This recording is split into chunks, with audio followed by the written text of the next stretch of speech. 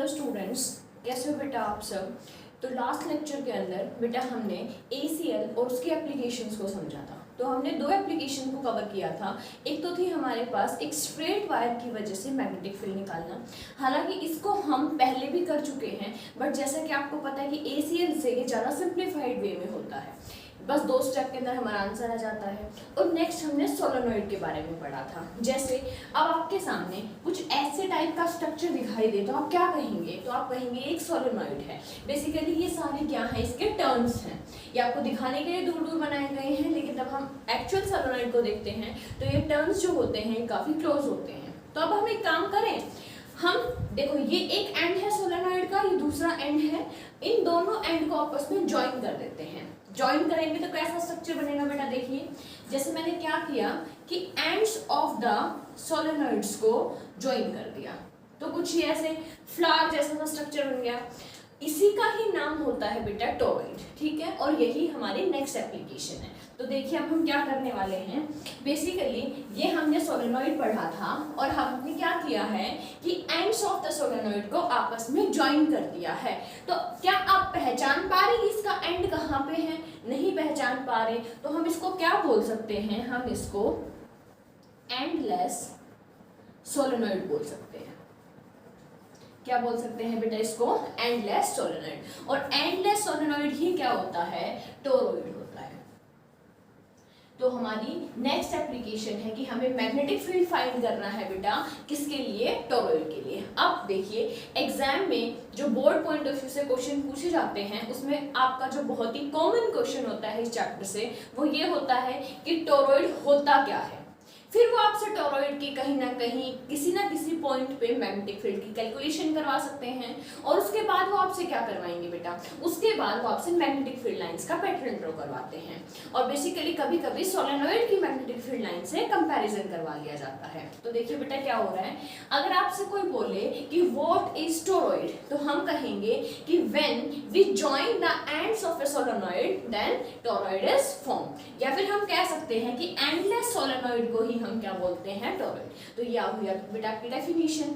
अब हमें इसमें स्टडी क्या करना है? देखिए अगर ये क्या है बेटा, एक टोरॉइड है, तो इसमें हमें दो बातें जाननी है। एक तो रेडियस के रिगार्डिंग। देखिए अब कुछ ना कुछ आपको ऐसा लग रहा होगा, ये एक सर्कल जैसा दिखाई दे रहा है, ये इसका आउटर सर्कल जैसा दिखाई दे रहा है, और इन दोनों सर्कल के बीच में ही आपकी क्या है? रिंग्स बनी हुई है, ठीक है।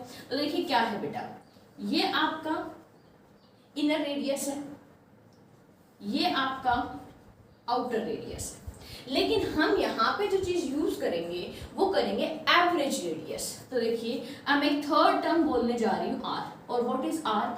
Are is the average radius. ना तो ये इनर है ना ये आउटर है, ये सिर्फ एवरेज है, ठीक है। तो आपको कैलकुलेशंस कहाँ करनी है? तो आप सबसे पहले कैलकुलेशन करेंगे बेटा मैग्नेटिक फील्ड बी। अब देखिए, अब ये टोरॉइड है, ये टोरॉइड के अंदर वाला स्पेस है। देखो ये जो स्पेस है ना बेटा, ये सामने दिख रहा है, ये खाली स्पेस है। ये स्पेस भी कैसा है? ओपन स्पेस है।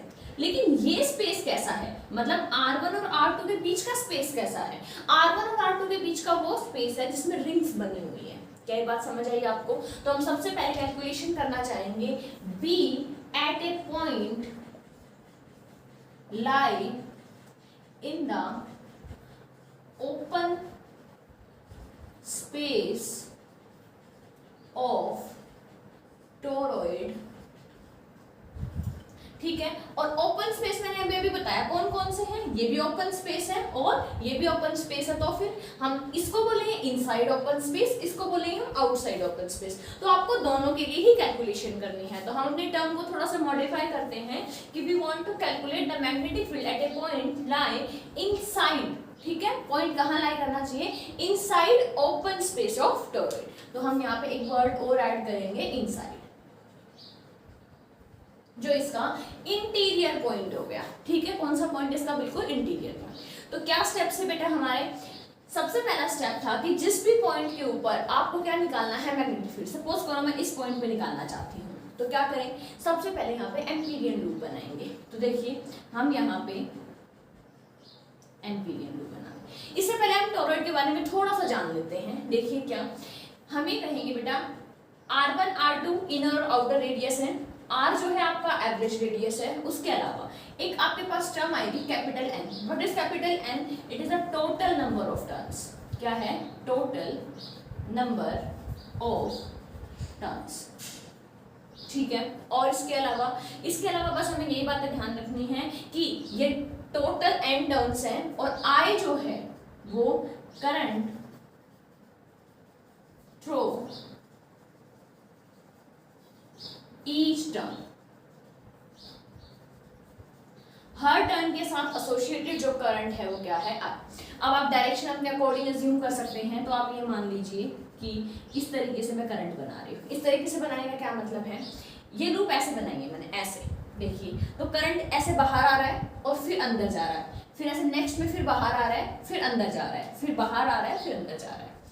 तो आप सोच रहे होंगे कि मैम क्या ऐसा ही डायग्राम हमें एग्जाम में बनाना इंपॉर्टेंट है? नहीं, आप इस डायग्राम को मॉडिफाई कर सकते हैं। कैसे? देखिए, मैंने अभी आपको समझाया बेटा कि अगर आप इस टर्म को ध्यान से देखें तो करंट इस वाले पॉइंट में बाहर आता हुआ नजर आएगा। ठीक है, तो चलो इस पॉइंट को यहाँ ड्रॉ करते हैं। बाहर आने के लिए याद करो हम क्या यूज करते हैं? डॉट या क्रॉस। बाहर आने के लिए हम डॉट का यूज करते हैं। तो देखिए यहाँ पे ये करंट बाहर आ रहा है, ठीक है, और फिर ये करंट ऐसे अंदर जा रहा है। ठीक है, तो फिर ये करंट ऐसे अंदर जा रहा है, तो एक टर्न बन गया। ठीक है, ये करंट बाहर आता हुआ, करंट अंदर जाता हुआ। क्या एक टर्न है? बहुत सारे टर्न हैं। तो हम कहेंगे कि ऑलमोस्ट सर्कुलर फॉर्म के अंदर अरेंज होते हुए हमारे बहुत सारे टर्न्स हैं। तो उन सभी टर्न्स को हम इस तरीके से रिप्रेजेंट करेंगे। देखिए, आप ऐसे भी अपने टोरॉइड को रिप्रेजेंट कर सकते हैं। क्लियर? इसमें बेटा यही चीज शो हो रही है कि आपके बहुत सारे टर्न्स हैं और उनमें ये करंट की डायरेक्शन है। ठीक है, तो आप चाहे तो ये रिप्रेजेंटेशन यूज कीजिए या ये कर सकते हैं, कोई भी आपकी मर्जी है। तो हम एक इनसाइड पॉइंट की बात कर रहे थे, ये हमारा इनसाइड पॉइंट है। यहाँ पे हमने एक एम्पीरियन लूप बना दी है, ये हमारी ये लूप है। ठीक है, अब क्या होता है ACL, एम्पियर सर्किटल लॉ? तो हम कहेंगे एम्पियर सर्किटल लॉ होता है B.dl is equal to mu naught I, या फिर हमें क्या लिखना चाहिए? Current enclosed. तो हम लिखेंगे करंट एनक्लोज्ड। किसके अंदर एनक्लोज होना चाहिए? एम्पीरियन लूप के अंदर एनक्लोज होना चाहिए। तो देखिए, आपको इस लूप में कोई करंट दिखाई दे रहा है बेटा? करंट कहाँ है? करंट यहाँ से बाहर निकल रहा है, यहाँ अंदर जा रहा है, यहाँ से बाहर निकल रहा है, यहाँ अंदर जा रहा है। पर इसका इस रेडियस से, इसको अगर मैं R डैश बोलती हूँ, तो इस लूप से कोई काम नहीं करंट का। तो हम कहेंगे कि इनसाइड स्पेस में जो लूप बनाई है हमने, inside space, inside open space I enclosed is equal to 0। और आपको ये बात अच्छे से पता है कि मैग्नेटिक फील्ड लाइंस कैसी होंगी? सर्कुलर होंगी। लूप भी हमने कैसी बनाई है? सर्कुलर बनाई है। तो इसका मतलब एंगल की कोई प्रॉब्लम नहीं है। तो हम कह सकते हैं कि ये B.dl cos 0 की बात हो रही है और ये सब कुछ किसके बराबर हो गया? 0। तो इसका मतलब क्या है? अब ये तो कितना हो गया? cos 0 का हमारा 1 होता है। तो अब इसका मतलब ये है बेटा कि आपका B हो गया 0। तो मतलब एक टोरॉइड के अंदर का जो स्पेस है, जो ये इनर स्पेस है, जिसको फ्री स्पेस बोल रहे हैं, ये यहाँ पे कोई भी मैग्नेटिक फील्ड नहीं बनता इस टोरॉइड की वजह से। तो ये हमारे टोरॉइड के लिए फर्स्ट पार्ट था। आप सबसे पहले इसको नोट करेंगे और उसके बाद जो है हम सेकंड पार्ट पे चलते हैं। ठीक है, तो आई थिंक बेटा आपने जो फर्स्ट पार्ट है वो नोट किया। तो देखिए, अब हम सेकेंड पार्ट कौन सा करेंगे? चलो इस डायग्राम को रहने देते हैं फिलहाल। अब हमारे पास टोरॉइड में ही सेकंड पार्ट है बेटा। देखो, ये भी इनर रीजन था, ओपन स्पेस बोल रहे थे हम इसको। ऐसे ही एक ओपन स्पेस बाहर भी है, तो उसको हम क्या बोलेंगे? Outer open space. ठीक है, तो हम कहेंगे B at a point lie in outer open space of toroid. कहने का मतलब है जो ये पॉइंट इस लूप के अंदर लाई कर रहा था, अब वो पॉइंट हमने कहाँ बना दिया बेटा? अब वो पॉइंट हमने बाहर बना दिया। अब बाहर बना दिया तो यहाँ पे भी लूप अज्यूम करनी पड़ेगी। तो हम क्या करते हैं? हम फटाफट अपनी एक लूप को अज्यूम करते हैं। जो लास्ट वाला डॉटेड पार्ट है ये आपकी लूप है, और इस लूप का बेटा मान लो r डैश जो है वो रेडियस है। क्लियर हुआ इतना? तो फिर से आप ACL लिखेंगे, और ACL क्या कहता है, B dot DL equal to mu naught I। जैसे ही आप लूप बनाते हैं, इस लूप की डायरेक्शन भी चूज करनी होती है। वैसे तो यूजुअली हम कोशिश करते हैं करंट की डायरेक्शन में इसकी डायरेक्शन हो, अदरवाइज कोई प्रॉब्लम नहीं है, आप अपनी मर्जी से इसकी डायरेक्शन को चूज कर सकते हैं। तो यहाँ पे मैं क्लॉकवाइज डायरेक्शन चूज कर रही हूँ, तो देखिए मैंने ये क्लॉकवाइज डायरेक्शन को चूज कर लिया। अब बेटा जब हमने ACL का बेसिक सीखा था तब हमने ये कहा था कि अगर हमारे पास कोई भी लूप है और उस लूप के अंदर मान लो बहुत सारे करंट हैं I1, I2, I3, तो हम किसको पॉजिटिव और किसको नेगेटिव लें? तो हम कहेंगे कि आप अपने राइट हैंड का यूज करें और साथ में अपनी फिंगर्स को कर्ल कर दें। किस डायरेक्शन में? लूप की डायरेक्शन के अंदर। तो जो आपके थंब की साइड करंट जाएगा वो पॉजिटिव होगा, अदरवाइज नेगेटिव होगा। तो देखिए अगर मान लो ये क्लॉकवाइज हमारी क्या है, डायरेक्शन है, तो हम क्लॉकवाइज अपने फिंगर्स को क्या करेंगे, कर्ल करेंगे। तो मेरा थंब जो है वो बोर्ड के अंदर जा रहा है, तो मतलब जो करंट अंदर जा रहा है वो पॉजिटिव होगा और जो बाहर आ रहा है वो नेगेटिव होगा। तो देखिए यही चीज हम यहाँ करते हैं बेटा, ये हमारी लूप है, ठीक है। अब ये जो लूप है अगर इसके अकॉर्डिंग मैं अपने फिंगर्स को कर्ल करूं तो मेरा थंब कहाँ जा रहा है, अंदर जा रहा है। तो हमारी जो लूप है ये कैसी है, क्लॉकवाइज, और क्लॉकवाइज के साथ थंब कहाँ जा रहा है, अंदर, और अंदर का मतलब क्रॉस। तो इसका मतलब क्रॉस को तो पॉजिटिव लेना पड़ेगा और डॉट को नेगेटिव लेना पड़ेगा। आप यहाँ पे देख पा रहे हैं बेटा, अगर मैं एक एक टर्न की बात करूं तो हर टर्न के साथ करंट अंदर जा रहा है, बाहर निकल रहा है, अंदर जा रहा है, बाहर निकल रहा है। ओके, ये अंदर जा रहा है, ये बाहर निकल रहा है, ठीक है। तो इसका मतलब जितनी बार करंट अंदर जाएगा उतनी बार ही करंट बाहर निकल जाएगा। तो अब देखिए अगर कोई करंट जो है बेटा वो बाहर निकल रहा है वो नेगेटिव है, और क्रॉस मतलब अंदर जा रहा है वो पॉजिटिव है, और ये दोनों इक्वल हैं, तो आंसर तो 0 हो गया। तो हम ये कहेंगे कि एक्चुअली इस लूप के अंदर क्या है, इक्वल पॉजिटिव करंट होगा, equal positive and negative current.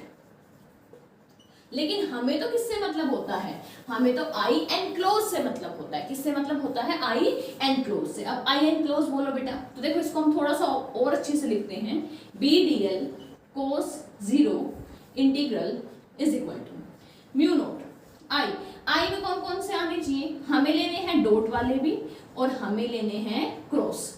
और डॉट और क्रॉस करंट कैसे हैं, बराबर है बट अपोजिट डायरेक्शन है। तो डायरेक्शन में equal positive and negative current, तो इसकी वजह से जो नेट आई हो गया वो फिर से 0। तो इसका मतलब बी हमेशा फिर से 0। तो अगर हम इस फ्री स्पेस की बात करें, इस ओपन स्पेस की बात करें, चाहे वो इनसाइड है चाहे वो आउटसाइड है, आपका रिजल्ट कितना आया बेटा, 0। तो आप फटाफट इसको नोट करें और फिर जहां पे रिजल्ट नॉन 0 आएगा उसको हम डिस्कस करेंगे। तो 1 मिनट के लिए आप वीडियो को पॉज करो और इसको फटाफट नोट करो बेटा, ठीक है। अब हम अपने फाइनल पार्ट पे चलते हैं।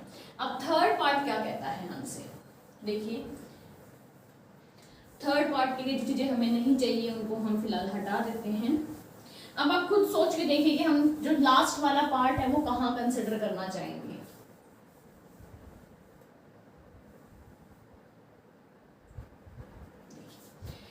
अब बेटा हम सोलेनॉइड के इंटीरियर की बात कर रहे हैं, हम इसके जो स्पेस ओपन है उसके अंदर की बात नहीं कर रहे, हम सोलेनॉइड के अंदर की बात कर रहे हैं, ठीक है। तो हम कहेंगे जो थर्ड पार्ट हमें करना है वो इनसाइड द टोरॉइड, हमें इनसाइड द टोरॉइड क्या करना है, सॉल्व करना है। तो इनसाइड मान लो यहाँ पे ये पॉइंट है कोई, तो यहाँ पे मुझे क्या बनानी पड़ेगी, एम्पीरियन लूप बनानी पड़ेगी। और आपको पता है कुछ ना कुछ एवरेज जैसे दिखाई दे रही है, तो मैं इसको आर से ही रिप्रेजेंट कर देती हूँ, ठीक है। ओके, अब हम फटाफट आगे सॉल्व करते हैं। तो हम कहेंगे इसकी डायरेक्शन होनी चाहिए भाई हमारे पास कोई ना कोई। देखो इस बार आपके पास चॉइस है, आप क्लॉकवाइज ले सकते हो, एंटी क्लॉकवाइज, बट मैं स्मार्टली एक काम करती हूँ। मुझे पता है यहाँ पे डॉट है, डॉट का मतलब क्या है, कोई चीज बाहर आ रही है, तो एक काम करते हैं इसको एंटी क्लॉकवाइज ले लेते हैं। क्यों, जैसे आप एंटी क्लॉकवाइज करोगे तो आप प्रथम बाहर आएगा, मतलब जो बाहर आ रहा है उसको हमें पॉजिटिव लेना है, ठीक है ना। तो ये सारे करंट जो है वो कैसे ट्रीट होंगे, पॉजिटिव। तो आप समझ गए होंगे अगर ये करंट पॉजिटिव है तो ये करंट कैसे हो जाएंगे, नेगेटिव हो जाएंगे। लेकिन आप ध्यान से देखें तो वो बेटा आपकी लूप से बाहर है, उनका कोई काम नहीं है। तो देखिए हम कहेंगे according to ACL, according to ACL आपके पास फॉर्मूला है B.dl is equal to mu naught I enclosed. हमें वो करंट लेना है जो हमारी लूप के अंदर एनक्लोज है, बंद है। अब देखिए, अब आपको पता है कि मैग्नेटिक फील्ड कैसा होता है टॉरॉइड का, सर्कुलर शेप में होता है। कैसे होता है बेटा, सर्कुलर शेप में। अब आप सोच रहे होंगे बहुत से बच्चे, मैम कैसे पता हमें सर्कुलर शेप में होता है। तो सोलेनोइड का याद है बेटा आपको, देखिए ये सोलेनोइड था, ये ऐसे होता था। अगर आप इसको घुमा देंगे पूरा तो ये लाइंस भी तो घूम जाएंगी ना। ये लाइंस इमेजिनरी लाइंस होती है ना बेटा, ये कोई फिक्स लाइन थोड़ी ना होती कि आपने ड्रॉ कर दी तो हमेशा ऐसे रहेंगी। ये तो इसके अकॉर्डिंग होती है, मैग्नेटिक फील्ड के अकॉर्डिंग होती है। तो आपका जो मैग्नेटिक फील्ड होता है वो सर्कुलर शेप में होता है।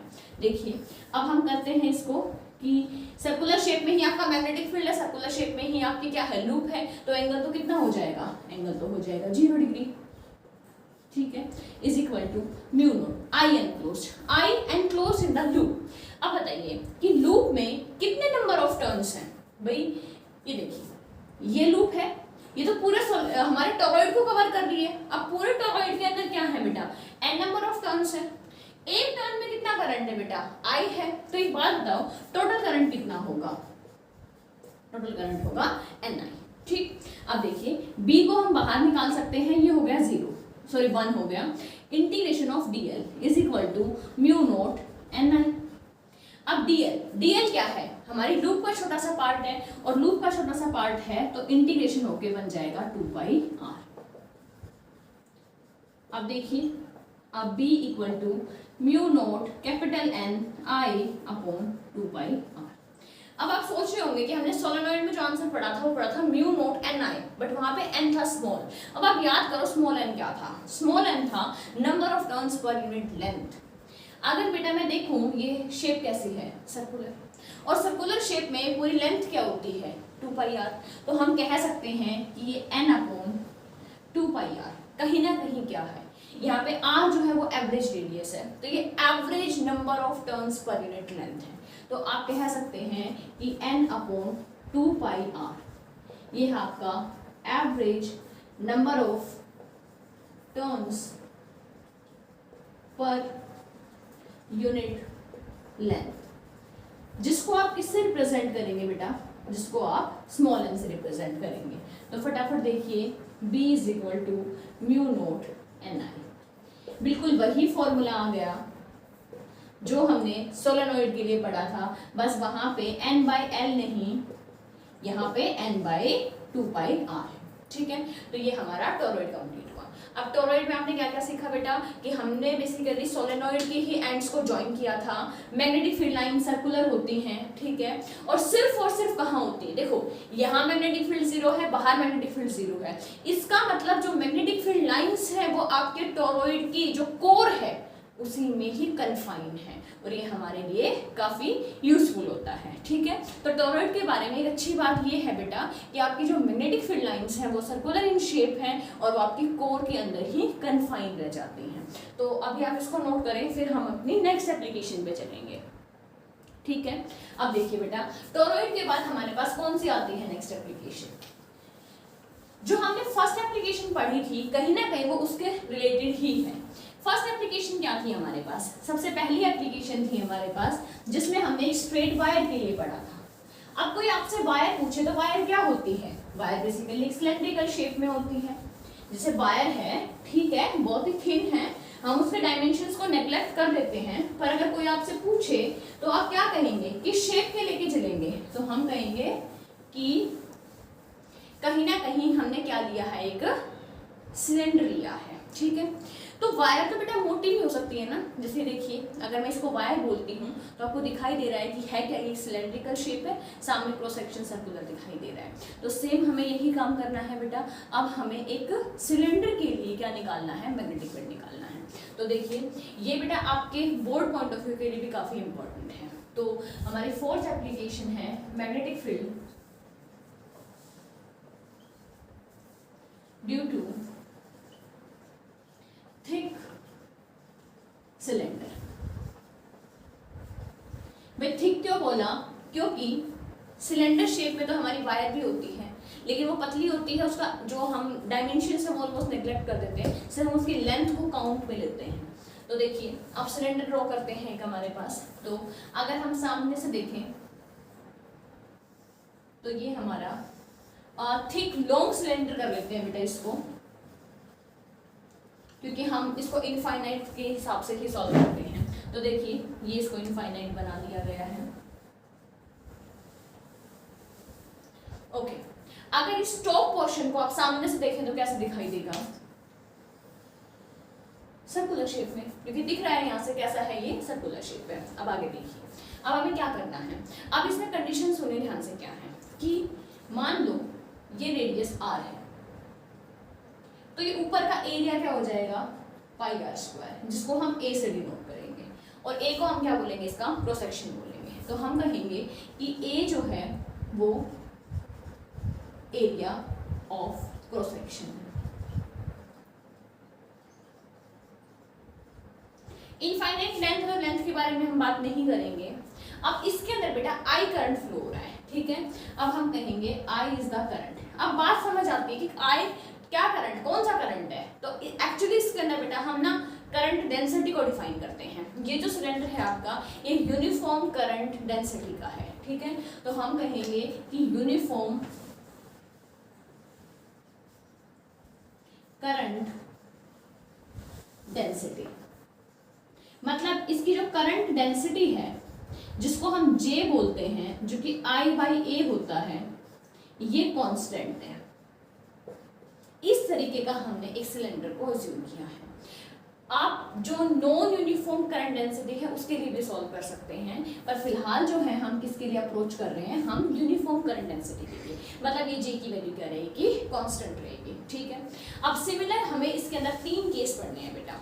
एक केस पढ़ना है हमें आउटसाइड के लिए, एक केस पढ़ना है हमें इसके सरफेस के लिए, और एक केस पढ़ना है हमें इसके इनसाइड पॉइंट के लिए। तो हम सबसे पहले अपना फर्स्ट केस डिस्कस करेंगे। तो हम कहेंगे magnetic field at a point lie outside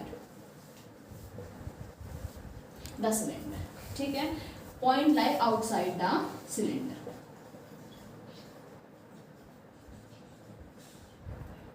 अब आउटसाइड एक पॉइंट कंसिडर करते हैं। देखिए तो हम कहेंगे मान लो यहाँ पे एक पॉइंट P है, जिस पॉइंट P है जहाँ पे हमें मैग्नेटिक फील्ड निकालना है इस सिलेंडर की वजह से। तो सबसे पहला काम क्या है हमारा? ACL अप्लाई करने जा रहे हैं, तो सबसे पहले हमें एम्पीरियन लूप बनानी पड़ेगी।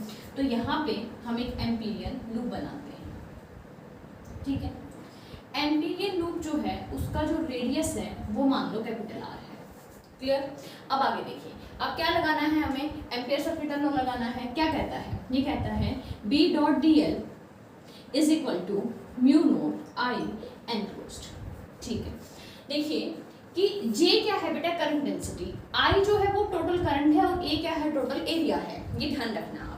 तो आप देखिए कि B.dl, अब इसकी आपको डायरेक्शन कैसे अज्यूम करनी है? डायरेक्शन आप कैसे भी अज्यूम कर सकते हैं, क्लॉकवाइज एंटी क्लॉकवाइज, कोई प्रॉब्लम नहीं है। तो इसको हम इस तरीके से अज्यूम कर रहे हैं, ये इस डायरेक्शन में जाते हैं, ठीक है। तो जैसे ही आप क्या करेंगे, अपनी फिंगर्स को रैप करेंगे तो आपका करंट कहाँ जाएगा? ऊपर की साइड। तो मतलब हम ऊपर वाले करंट को क्या लेंगे? पॉजिटिव लेंगे। कोई खास फर्क नहीं पड़ेगा बेटा, सिर्फ नोटेशंस का फर्क होता है। ज़्यादा मैटर तब करता है तब आपके पास तब आपके पास एक से ज़्यादा नंबर ऑफ करंट होते हैं, ठीक है। तो यहाँ पे एक सिंगल करंट है तो हम करंट के अकॉर्डिंग ले सकते हैं, कोई प्रॉब्लम नहीं आएगी। अब आप देखिए, हम कहेंगे B.dl। अब एक स्ट्रेट, अब ठीक है ये एक थिक सिलेंडर है, बट है तो एक वायर की फॉर्म में ही, तो इसके आउटसाइड जो मैग्नेटिक फील्ड होगा वो कैसा होगा? वो भी कोसेंट्रिक सर्कल्स ही होंगे। तो हम कह सकते हैं कि ये बन जाएगा B.dl cos थीटा, वो भी 0 डिग्री के साथ, is equal to mu naught I enclosed. जब तक हम इस सिलेंडर के बाहर हैं तो, और फिर उसको एक एम्पीरियन लूप में क्लोज कर रहे हैं, तो जो I एनक्लोज है वो क्या है? टोटल करंट है। जो टोटल करंट इस सिलेंडर के अंदर है वही तो सारा लूप के अंदर एनक्लोज हो रखा है ना। ध्यान से देखिए, ये इस तरीके से है, ये आपका सिलेंडर है और ये आपकी जो है वो लूप है। तो मतलब सारा का सारा करंट जो है वो लूप के अंदर प्रेजेंट है, ध्यान रखिए। तो हम कहेंगे B यहाँ से कॉमन आ सकता है, इंटीग्रेशन किसका बचेगा, डीएल का बचेगा, ये तो आपका 1 हो जाएगा, इक्वल टू म्यू नॉट, और टोटल करंट कितना है आपका आई है। आप आई को जे के टर्म्स में भी लिख सकते हैं अगर आपका ऑप्शन ऐसा रिक्वायरमेंट कहता है तो। अब देखिए डीएल क्या होता है, हमारे एम्पीरियन लूप का एक छोटा सा पार्ट होता है। तो एम्पीरियन लूप का पार्ट है तो हम कहेंगे इसको कि ये तो टोटल मिलकर 2 पाई आर हो जाएगा, तो म्यू नॉट आई, तो बी की वैल्यू हो गई mu naught I upon 2 pi R. अब आप सोच रहे होंगे ऐसा तो सेम आंसर किसके लिए आया था, एक वायर के लिए आया था, मतलब थिन वायर के लिए भी आया था, और ऐसा ही आंसर किसके लिए आया है, थिक वायर के लिए भी। तो कहने का मतलब है बेटा आपके पास चाहे थिन वायर का क्वेश्चन हो या थिक वायर का क्वेश्चन हो, अगर बात आउटसाइड पॉइंट की जा रही है, दोनों में करंट आई है, तो दोनों को आंसर भी क्या होगा, सेम होगा। ये आंसर के वेरिएशन कहाँ आएंगे वो तो आगे देखेंगे। अब देखिए ये तो फर्स्ट पार्ट था कि अब आपका पॉइंट कहाँ है, सिलेंडर के आउटसाइड है। हम सेकंड पार्ट को साथ साथ सॉल्व कर लेते हैं। सेकंड पार्ट है बेटा कि at a point B, at a point lie on the surface. अब ऑन द सरफेस में क्या फर्क है, देखिए बेटा ये कैपिटल आर आपने एज्यूम किया है, अगर आप इस पॉइंट को और पास लेके आएंगे तो आर की वैल्यू चेंज हो जाएगी। तो हम कहेंगे ऑन द सरफेस का मतलब है कि small R is equal to capital R. आपको कुछ भी नहीं करना, आपको ये डेरिवेशन दोबारा करना चाहे तो दोबारा कर सकते हैं, अदरवाइज यहीं पे पुट कर सकते हो। क्या देखिए b is equal to mu naught I upon 2 pi और कैपिटल आर की जगह स्मॉल आर। ध्यान रखना बेटा हमने हमारे क्वेश्चन में अज्यूम किया है कि हमारे जो सिलेंडर है उसका रेडियस स्मॉल आर है। बहुत बार ऐसा भी हो सकता है कि सिलेंडर का रेडियस कैपिटल आर दे दिया जाए और पॉइंट का आपको स्मॉल आर से रिप्रेजेंट करना पड़े। तो फटाफट इन दोनों पॉइंट को नोट कीजिए। दोनों पॉइंट में कोई भी खास फर्क नहीं है, बिल्कुल स्ट्रेट वायर कौन सी, थिन वायर के लिए भी ऐसे ही आंसर हमारे आते हैं। फर्क कहाँ आएगा, फर्क आएगा बेटा तब हम इसके इनसाइड पॉइंट की बात करेंगे, तो देखते हैं उसका डिफरेंस कैसे आता है। तो आप फटाफट हेडिंग लगा लीजिए बेटा कि इस बार हमें magnetic field at a point lie inside, और ये भी ऐसे ही रहेगा। देखिए चलो करते हैं, ये तो हमारा लॉन्ग सिलेंडर है,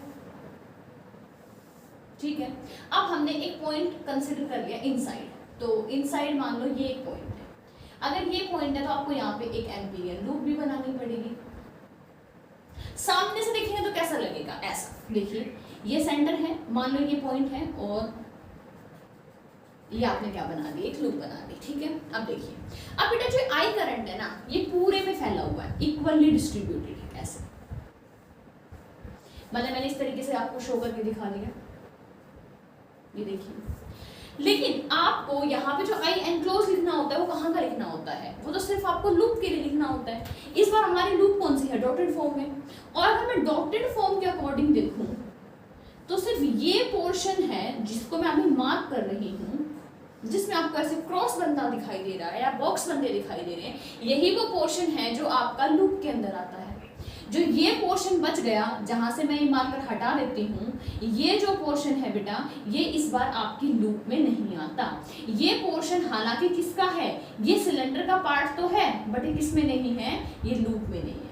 अगर ये लूप में नहीं है तो इसका मतलब यहाँ का करंट से आपको कोई मतलब नहीं होना चाहिए, आपको सिर्फ इस पोर्शन का करंट लेना है, ये ध्यान रखना। इसको हम कैसे करते हैं वो देखो। हम पहले लिख लेते हैं कि B at a point lie inside the cylinder.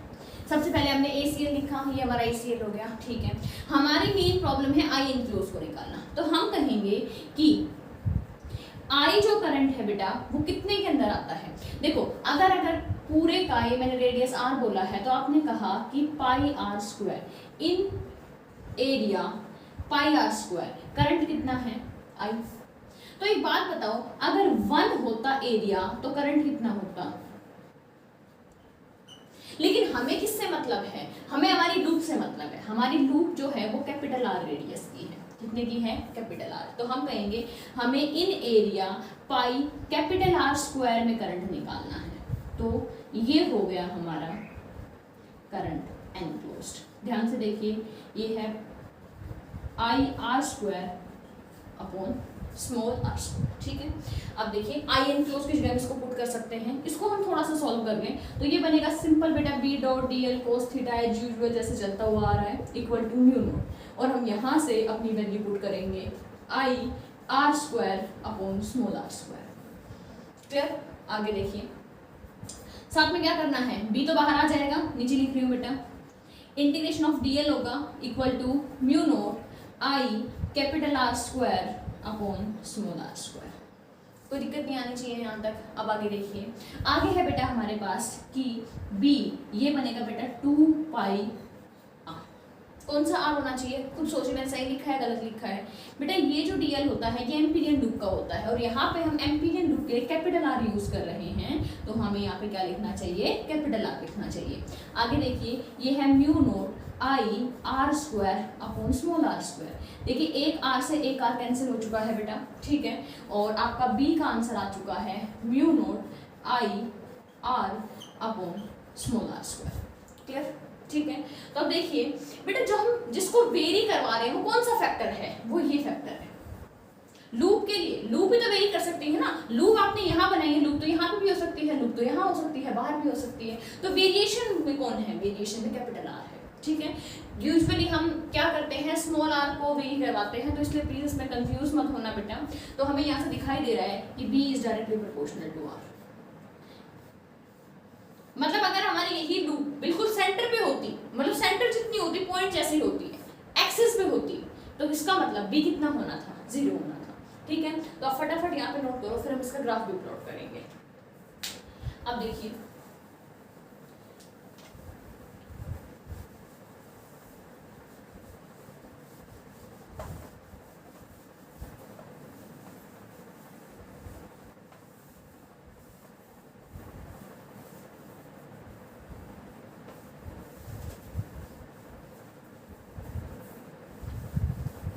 अब आपने इनसाइड पॉइंट, सरफेस पॉइंट और आउटसाइड पॉइंट के बारे में बात की, तो मैं लिख देती हूँ बेटा। आपका इनसाइड का जो आंसर आया वो किस तरीके से आया कि म्यू नोट आई R अपॉन, फटाफट सोचिए क्या था आपके पास, 2 पाई और R स्क्वायर, ठीक है।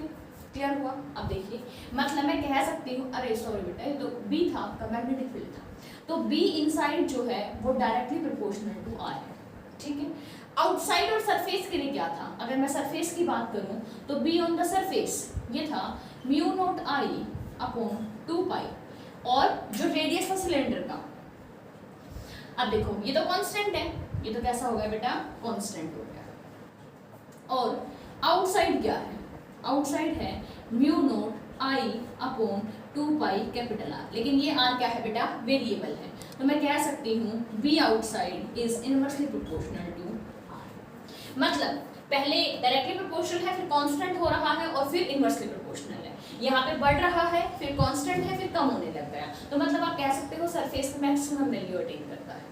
अब ग्राफ देखिए, अगर मैं आपको सामने से सिलेंडर बना के दिखाऊं तो वो सिलेंडर कैसा दिखाई देता है, वो सिलेंडर कहीं ना कहीं आपको सर्कल की शेप दिखाई देगी, क्यों, क्योंकि आप सिर्फ उसके सामने वाले पॉइंट को देख रहे हैं। तो अगर आप सेंटर से सरफेस की तरफ मूव करते हैं तो क्या होगा, ये डायरेक्टली प्रोपोर्शन का रिलेशन फॉलो करते हैं। बेसिकली ये हमारा डिस्टेंस है, डिस्टेंस फ्रॉम सेंटर कह सकते हैं आप, और ये आपका मैग्नेटिक फील्ड है, ठीक है। उसके बाद सरफेस पे एक मैक्सिमम वैल्यू होती है, और फिर ये डिक्रीज करने लगता है, b is inversely proportional to R से, ठीक है। तो यहाँ पे बेटा ये हमारा जो सिलेंडर का पार्ट है वो खत्म होता है। इसके बाद आपके लिए एक छोटा सा पॉइंट और बचता है जो कंपटीशन पॉइंट ऑफ व्यू के लिए इंपॉर्टेंट है, एक थिन शीट की वजह से। जैसे आपको याद है गॉस लॉ में हम एक थिन शीट के लिए सॉल्व करते थे और उसके कॉम्बिनेशंस भी पढ़ते थे, सेम इसी तरीके का एक छोटा सा पार्ट है। देखिए जैसे आई थिंक आपने नोट किया होगा बेटा, बीच में पॉज करके, मेरे लिए आपको ग्राफ पे ध्यान देना है। ये देखिए, तो हम इसके लास्ट पार्ट को छोटा सा है बिल्कुल, उसको डिस्कस करके चलते हैं। इसके लिए आप याद करो जो गॉस लॉ के अंदर आपने एक थिन शीट के लिए किया था, तो आपने एक थिन शीट ली थी इस तरीके से, ठीक है। अब ये शीट मैंने ऐसे करके दिखा दी, इसी शीट को मैं ऐसे करके दिखाना चाहूँ तो, जैसे मान लो मेरा हाथ ही शीट का काम कर रहा है और मैं अपनी शीट को ऐसे रखना चाहती हूँ, कैसे दिखाऊंगी, बस ऐसे दिखा दूंगी। भैया आपको सामने से देखो, अगर ये सामने है तो आपको सिर्फ ये पोर्शन दिखाई दे रहा है ना, बाकी तो मान लो बोर्ड के अंदर जा रहा है। और मान लो इसको मैं ऐसे दिखा देती हूँ, इसका मतलब क्या है बेटा, शीट है, एक छोटा सा पॉइंट थोड़ी ना है। जैसे ये शीट है, इसके डिफरेंट डिफरेंट पॉइंट्स पे करंट डिनोट किया जा रहा है कि करंट कहाँ जा रहा है। करंट डॉट्स एनकाउंटर्स का मतलब करंट बाहर आ रहा है। क्लियर हुई इतनी बात? ठीक है। अब देखिए, अब आप सिमेट्री से एक बार पहचान गए होंगे कि जितना मैग्नेटिक फील्ड इसके अबव होगा उतना ही मैग्नेटिक फील्ड इसके बिलो भी होगा।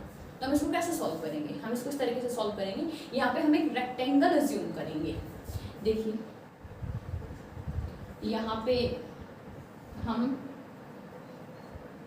हमने एज ए गॉसियन सरफेस एक रेक्टेंगल को अज्यूम कर लिया। ऐसा कुछ नहीं है बेटा कि मैंने दो साइड डॉटेड ले ली और दो साइड वैसे, कोई भी प्रॉब्लम नहीं है। ठीक है। अब आप देखिए, अब मान लो कि अच्छा ये डिस्टेंस एक्चुअली मुझे थोड़ा ना सेम सा बनाना चाहिए,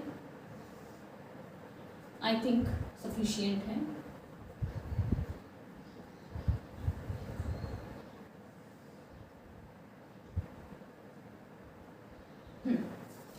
देखिए उसको कैसे सॉल्व करेंगे। हम कहेंगे कि जो फील्ड यहाँ ऊपर होगा वही फील्ड नीचे होगा। अब इसके बारे में दो चार बातें ध्यान से सुन लेते हैं।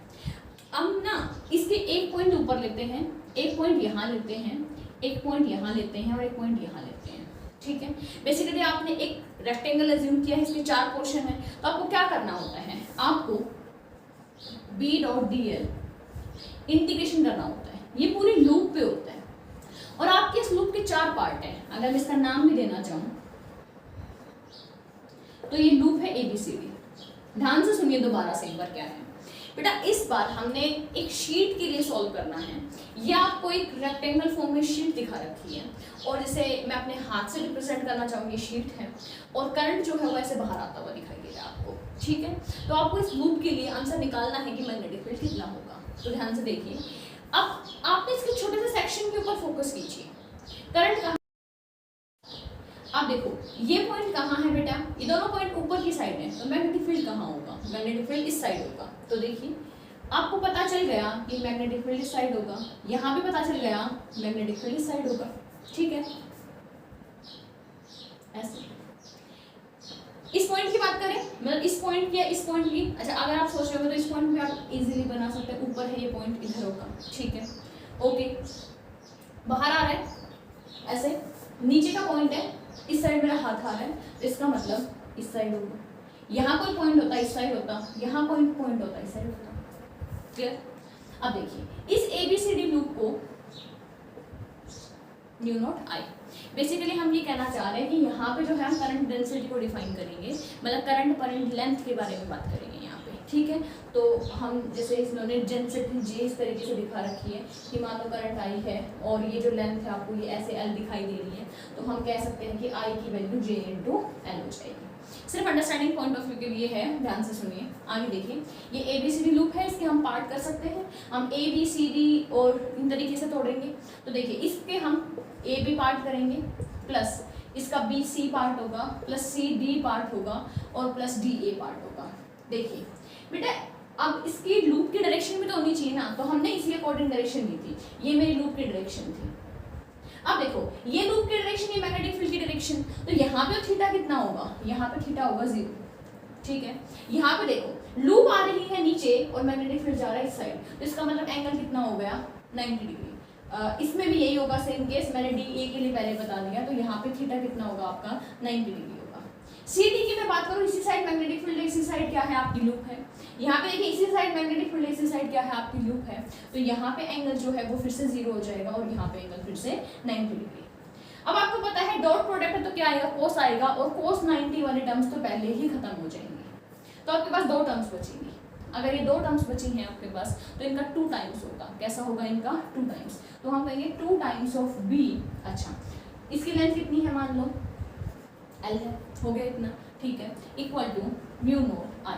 अब I कैसे निकालेंगे, करंट पर यूनिट लेंथ से, क्योंकि यहाँ पे हम प्लेन शीट की बात करें, थिक शीट की बात नहीं करें, थिन शीट की बात कर रहे हैं। ठीक है। तो इसमें इसकी लेंथ काउंट हो रही है बेटा हमारे पास, तो हम कहेंगे J × L और ये हो गया कैंसिल, तो B की वैल्यू आ गई आपकी ½ म्यू नॉट G। ठीक है। तो ये किसके लिए सॉल्व हो गया बेटा, हमारी एक शीट के लिए सॉल्व हो गया। ठीक है। तो यहाँ तक आपको एम्पियर सर्कुलेटर लॉ के हमने इसकी ऑलमोस्ट सभी एप्लीकेशंस को कवर कर लिया है, तो आपको क्वेश्चंस प्रैक्टिस करने हैं।